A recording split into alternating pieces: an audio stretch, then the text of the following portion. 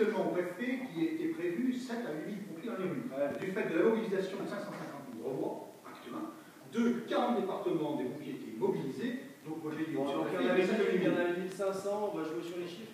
Bien. 1500, pas plus. C'est un insulte de pompiers. Combien il y en avait? Alors, hein? Combien il y en avait? C'est tout le monde. Après l'enseignement généraux. Voilà. Donc il me semblait que la sortie c'était pour parler de chiffres et que c'était pour faire du politicien, mais je te reconnais bien là, mon cher président. Laurent, je vais te répondre. Tu parles de jeux politiques. Oui, on a connaissance par le projet que tu nous avais présenté dans un PowerPoint un jour d'une réunion de bureau, je me rappelle parfaitement, de ce projet. On a vu les choses, tu nous as fait part à plusieurs reprises que tu rencontrais les organisations syndicales.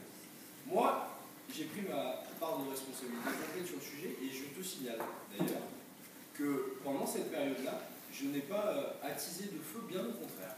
Il y a même eu un sujet sur mon canton difficile, sur le regroupement de casernes entre Saint-Barthélemy-de-Vals et Saint-Uz, où je suis allé moi-même, dans les Saintes-Barres, tenir la position du SDIS, dire que le regroupement était nécessaire, et je continuerai de le faire. Donc, je ne te laisserai pas dire n'importe quoi. Aujourd'hui, tu veux faire porter la responsabilité sur quelqu'un d'autre. En fait, c'est jamais de ma faute. Mais sur tous les sujets. Là, c'était une manifestation d'ampleur nationale. Mais tu n'as pas bien lu les pancartes. Tu n'as pas bien entendu ce qui était dit.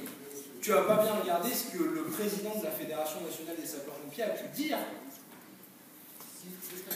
Aujourd'hui, ce n'est pas un sujet de Drômois qui est concerné. Ce n'est pas le plan Drômois qui est concerné. Je crois bien que si, moi, que c'est le plan Drômois.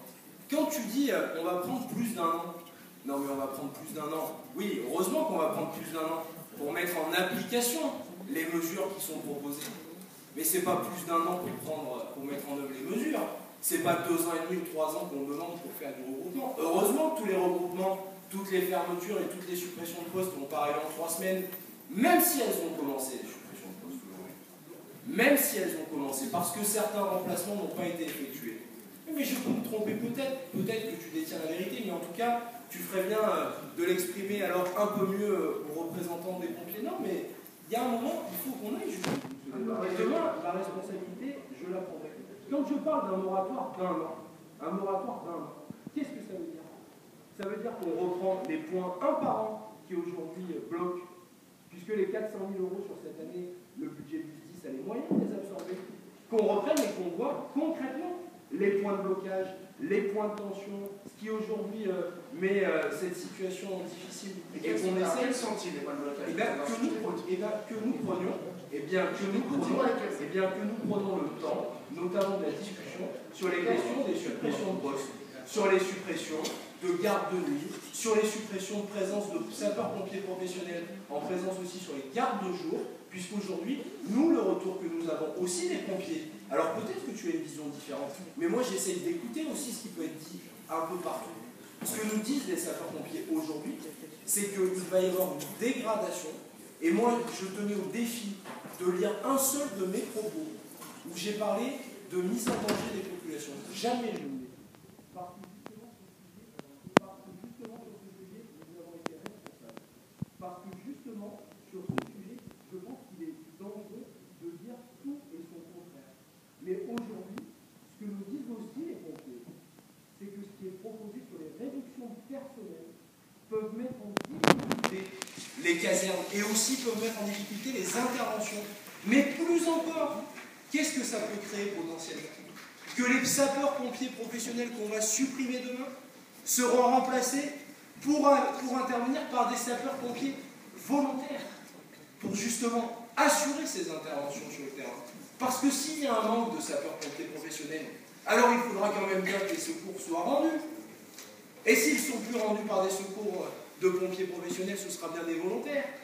Donc en fait, on va dire, on supprime du professionnel pour faire du travail de volontaire supplémentaire. Non, je crois qu'aujourd'hui, le sujet, il est pris par un mauvais. Sur les regroupements, dis-moi lesquels il faudrait faire. Mais sur les regroupements, prenons la liste. Moi, je ne suis pas président de justice. Je ne suis pas président de justice. Si j'avais été président de justice, la méthode, elle n'aurait pas été la même. Ça, c'est très clair. Non, mais qu'on les prenne un par un. Qu'on les prenne